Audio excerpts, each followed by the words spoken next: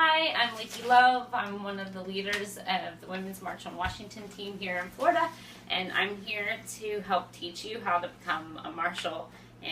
I recently got wedded, and these are great tattoos, so I look like a badass, and you're going to be a badass out there too. But the point to remember about being a marshal is that your greatest value is that you're a peacekeeper, and the march planning group will make sure that the crowd knows that. They will direct the crowd to listen to you, and one of the first ways that the crowd will know to listen to you is that you're wearing this fancy orange and yellow vest. You can either get one from your March team, or you can order one online on Amazon, or you can find them at a local hardware store. Another thing that you might want or need is a small bullhorn. You can usually find these somewhere in the range of $12-15, and they take batteries. Just make sure you have batteries inside.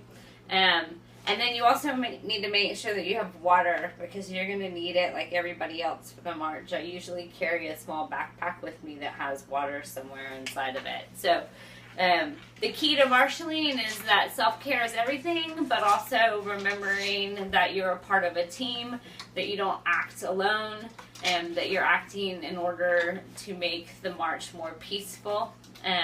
The first rule of marshaling is you'll need to learn the fancy chants, and we'll go over some of the chants later. But then the second rule after the fancy chants and leading the fancy chants is to figure out who your strongest marshals are. You want your strongest marshal, meaning the one with the most experience or the one that's most outspoken, and to be at the very front and at the very beginning. A marshal's job is also to make sure that stragglers, mostly the stragglers end up being people with children, or the elderly or disabled, are sandwiched in the crowd. So as a marshal, you should also be helping people stay linked. You should have people on the sidewalk or walking, if they're walking in the street, arm in arm, linked together. No less than 3 if you can. No more than, I would say, 7 or 8. Make sure that your march and your march plan is always going with the traffic.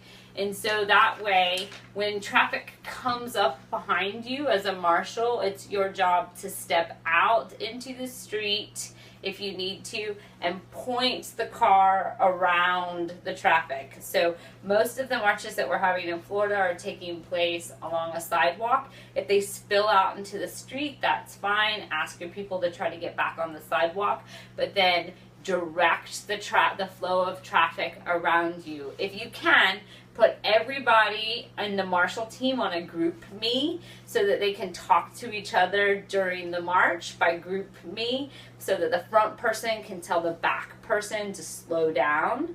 You want to move at a super slow pace, and this is part of the marshal's job, is pacing. So sometimes you have runner marshals.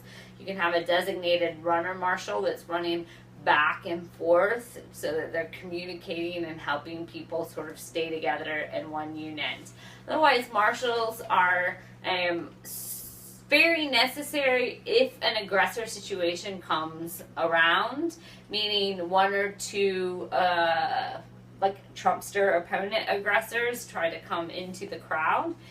If that happens, marshals should come together, and what you will do as a marshal is face the opponent, like the aggressor, for a very short amount of time, ask them to leave, and then turn your back to the aggressor and keep your people from acting out against the aggressor. So the easiest way to keep a march peaceful is to keep our side from engaging the aggressor, and that's a marshal's job. Don't ever do that alone. Make sure that you always call another marshal if you see an aggression action happening, or you call the police. One of the 2 things. There should be police flanking you. The police are usually fine to work with you, and they're happy to help you out when they can, if you can build a rapport with them and let them know that you're doing the best you can to diffuse situations.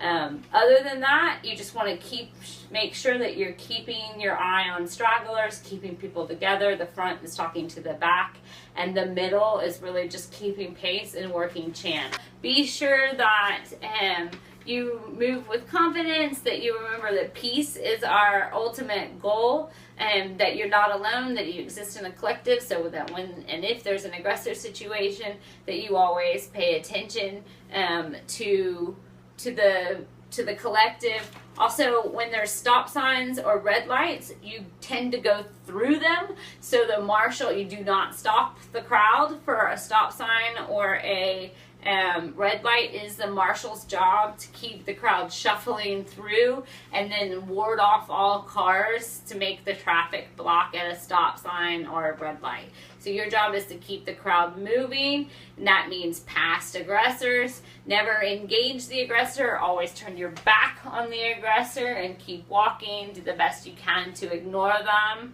and you'll have a lot of fun, and I think that you'll get a lot out of being able to scream and lead your people in an amazing historic march all around the state of Florida that's coming in conjunction with the National March on Washington. Thanks. Peace.